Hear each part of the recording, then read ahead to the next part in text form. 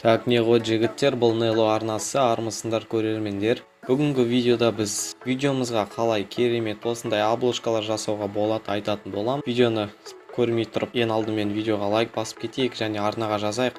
Және де келесі видео қандай туториал болсын, яғни нені білгіңіз келеді, соларды жаза кетейік. Ал біз видеомызға кеттік.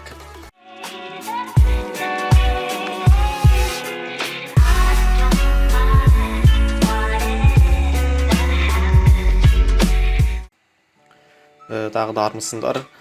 Ең алдымен YouTube арнамызға, яғни видеомызға обложка жасамастан бұрын біз өз компьютерімізға либо ноутбукке Adobe Photoshop CS6 программасын скачать етіп алу керекпіз.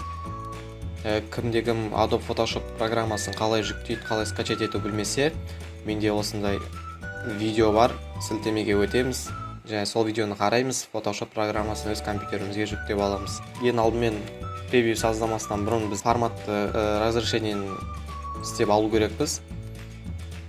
Қалай YouTube'да превьюлар разрешениялары қандай деп көп кім білмейді. Пикселиға қоямыз. Так, ширинаны 2560-ға қоямыз.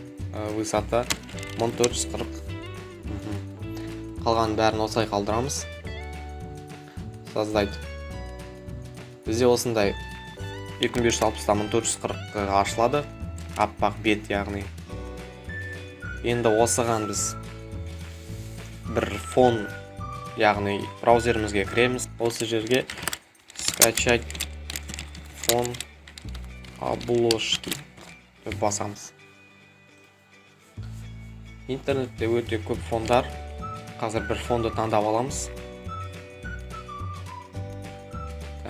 Осыны алайық. Міне қазір біз бір фонды қойдық, яғни айтқанда қазір біздің суретіміз фондамыз, яғни осылай разрешение жетпей тұр, екі шеттері көріп тұрсыздар, ақпақ болып тұр.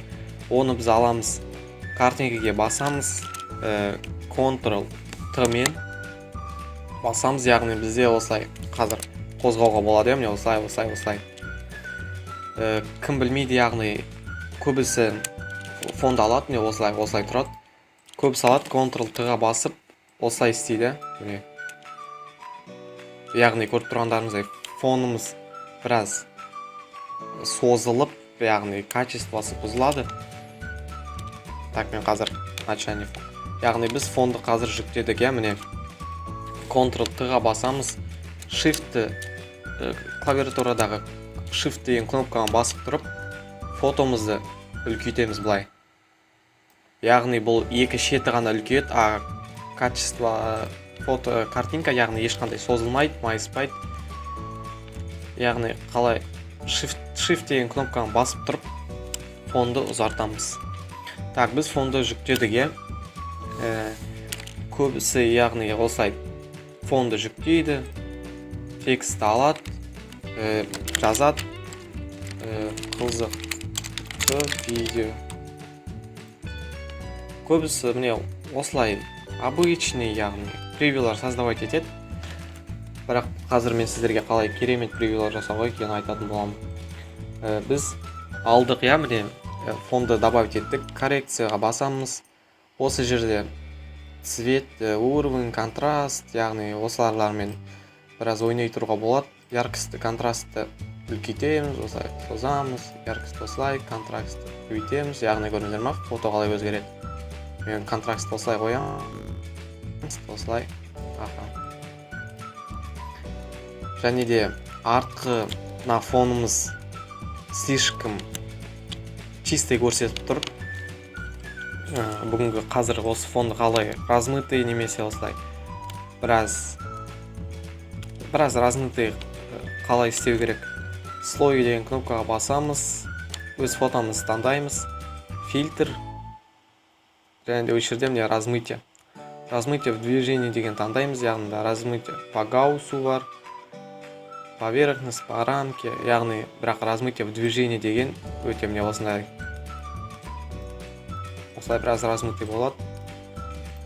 Так, міне енді біздің фонымыз қазір өте анық емес, біраз размытый болып көрініп тұр. Так, енді біз интернетке опять кірем. Осы жерге Like PNG форматында. Яғни мен осындай лайктар. Осы лайкты алайық. Так, осы фонды скачать еттік, яғни фонымыз осылай аппақ болып тұр. Бұл ақ фонды қалай аламыз? Осы жерден так, инструмент ластикті аламыз. Мышкан оң жақ кнопкасын басамыз. Волшебный ластикқа басамыз.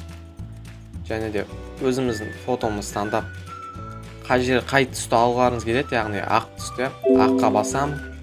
Да, ақ түсті басам. Міне ақ түсіміз бірден сразу жоқ болып кетеді. Және де мына китайский сөзді қалай өшіп басаймыз. Так, ластикқа басам. Размерді көбейтем. Және де осылай. Өте оңай. Так, осылай алдым. Бағана айтқандай shift кнопкасымен лайкымызды біраз үлкейтеміз бұлай.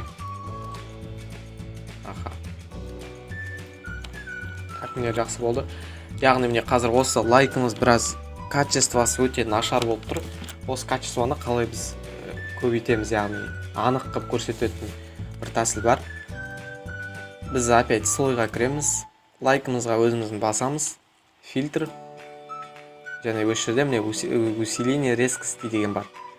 Осы жерден умная резкость осы усиление резкостьтің ішінен резкость плюсқа басамыз, яғни. Так, осылай. Так, міне біздің лайкымыз тұр қазір міне.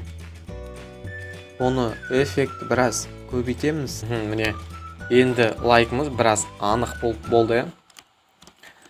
Және де қазір текстті жайлы айтатын болам. Текстті жазған кезде міне қызық деп жазайын. Міне оны көбісі, яғни қызық деген, яғни текст біз қазір қостық. Бұны қалай қазір өзгерту керек айтам. Қызыққа басамыз. Яғни осы жерден бір өзімізге ұнайтын шрифттарды таңдаймыз. Gotham Pro деген өте керемет шрифт. Яғни анық үлкен болып көрсетеді. Так, бұны қазір цветін біраз өзгертеміз. Сарыға. Яғни міне шрифт қостық біз. Яғни осы шрифтті қазір көріп тұрсыңдар, жай қызық, яғни жай сары болып тұр. Бұны қалай сәндейміз? Так, бұны сәндеу үшін слойға кіреміз. Қызыққа мышканың оң жақ кнопкасын басамыз. Параметр наложения. Осы жерден теңді қосамыз. Выполнить обводку. Так, мінеки біздің қазір шрифт, яғни жай ғана сары емес, біраз сәнделген, көзге анық көрінеді. Так, енді лайкымызды біраз былай қойып. Қызық дегенді біраз кішірейтеміз. Shift кнопкасын басамыз. Және де осылай. Тағы да осылай текст создавать етпей, қалай осыны копиясын создавать етеміз. Қызық дегенде, яғни қызыққа басамыз. Ctrl-G деген кнопканы басамыз, яғни міне копия создавать етілді. Мен бұны алам. Міне екеу қолдырам осылай. Қызықты алам.